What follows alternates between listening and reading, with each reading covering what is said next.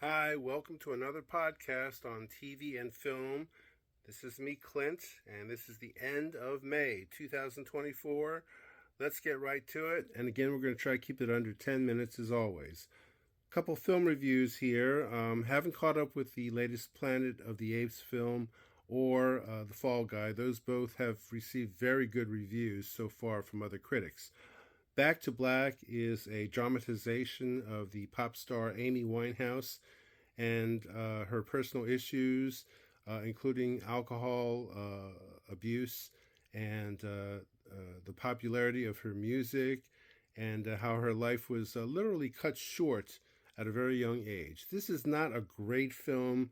I think that it's satisfactory. It tries, but I really couldn't recommend it beyond the streaming or watching it on video. The next film is Furiosa, a Mad Max saga, which serves as a prequel to Mad Max Fury Road that came out several years ago. This film is about as good as that one, maybe not quite as good, but the action sequences are outstanding. And George Miller is quite a director. I mean, this guy did Babe, then he did the Mad Max series, he did the best episode in the Twilight Zone movie. He's a pretty good director. This series, which started with Mad Max through the classic Road Warrior, through Mad Max Beyond Thunderdome, and then Fury Road, which is a classic, and then this film. This one is a prequel. It describes the young Furiosa, how she became who she was in Fury Road as Charlize Theron.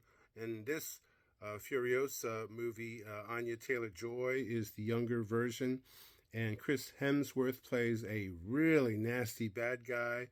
But the action is really fantastic as always. No one does it like Miller, and it does leave room for more films. But this film may suffer at the box office, unfortunately, for one of the biggest reasons, and that is there's so much time that has elapsed between both films that almost no film could sustain it.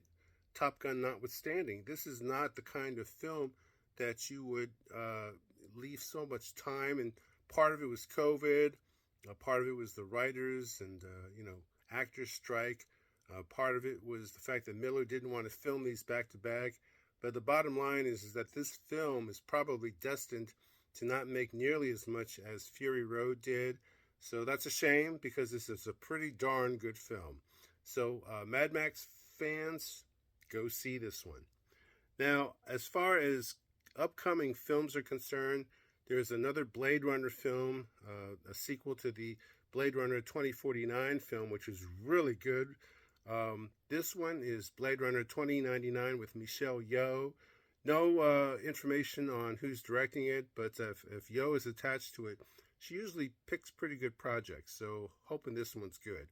Tron Ares has done filming, and so that should be coming in the near future. It does feature Jeff Bridges in a supporting role, and he's the one who started it all in the original Tron. Dune Prophecy, which will probably not start shooting for a couple of years, is already putting the feelers out for casting. John Wick 4 had a great character named Kane, who is a friend and foe to John Wick, as played by Donnie Yen, the martial arts master. There's going to be a spin-off movie featuring this character of Kane, and he deserves it. He was one of the best things about that film. So looking forward to that, along with Ballerina, which is coming out. As far as Marvel projects are concerned, Hawkeye has been renewed as a series for season 2 on Disney+.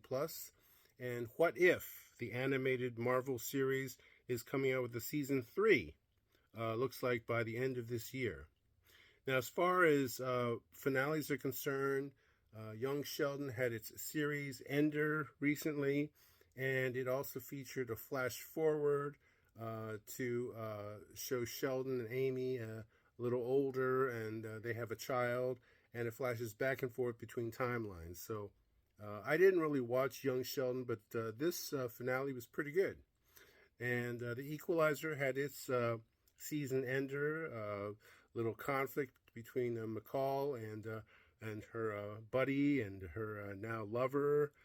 Marcus, but Marcus is called away. A career change might take him out of the picture. So you have the whole summer to wonder about whether these two will ever make it together.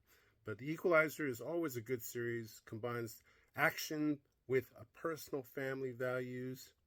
Pretty tough to combine those two successfully.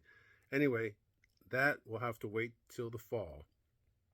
Pat Sajak is saying goodbye on June 7th for his last Wheel of Fortune hosting, and in the fall, Ryan Seacrest will take up the reins.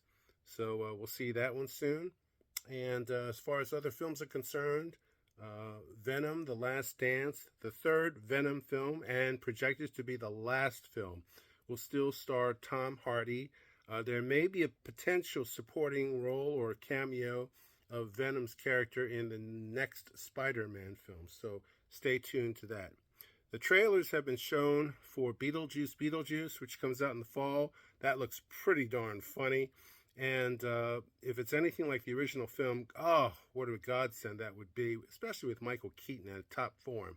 And then, of course, Deadpool and Wolverine has shown some recent updates to their trailers, and just hysterical.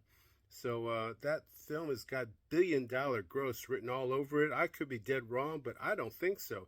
The trailers are hysterical. Now, there is a third Knives Out film coming out called Wake Up Dead Man, and they've already started to actively pursue some name actors because they always have an all-star cast for these films. Now, as you may or may not know, Sony is offering to buy Paramount Pictures. Paramount has not been doing well, especially in the streaming business. They do have some good content with the Star Trek films and Yellowstone, among other things, but they are losing money, so Sony is offering to buy their content.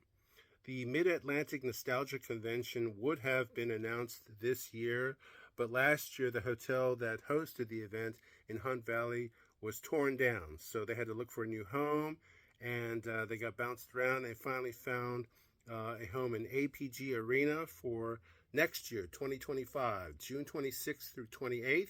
They already have lined up Vicki Lawrence and Christy McNichol, so they should have some other big stars coming. Since they've skipped a year, they're going to really try to rev up the guest lineup. I'm looking forward to it, and I'll definitely be there. There's some more big films coming up. Inside Out Part 2. Some other films are coming in the near future, so when they do, I'll keep you abreast of them, and hopefully I'll be able to review some for you. Until then, everybody, please stay safe.